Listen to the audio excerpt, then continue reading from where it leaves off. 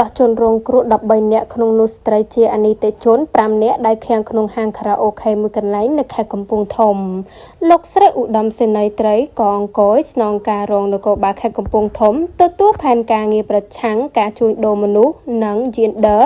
និងសម្របសម្រួលនីតិវិធីពីសាលាដំបងខេត្តកំពង់ធំ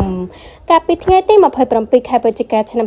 2025បានដឹកនាំកម្លាំងចុះបង្ក្រាបករណីសេនជារកម្មហាងខារ៉ាអូខេមួយកន្លែងជ្រកក្រោមជាហោមលុបលៀបស្ថិតក្នុងភូមិដងឃុំបាឡាំងស្រុកបារាយខេត្តកំពង់ធំជាលទ្ធផលនៃកិច្ចប្រតិបត្តិការសមត្ថកិច្ចជំនាញបានធ្វើការឃាត់ខ្លួនជនសង្ស័យម្នាក់ឈ្មោះវីសុខីភេទប្រុសអាយុ43ឆ្នាំមានទីលំនៅភូមិដងឃុំបាឡាំងស្រុកបារាយខេត្តកំពង់ធំដែលជាម្ចាស់ទីតាំងព្រមទាំងរំដោះជនរងគ្រោះបានចំនួន8នាក់ស្ត្រីនីតិជនចំនួន5នាក់ករណីខាងលើនេះសមត្ថកិច្ចជំនាញកំពុងកសាងនីតិវិធីដើម្បីចាត់ការបន្តតាមផ្លូវច្បាប់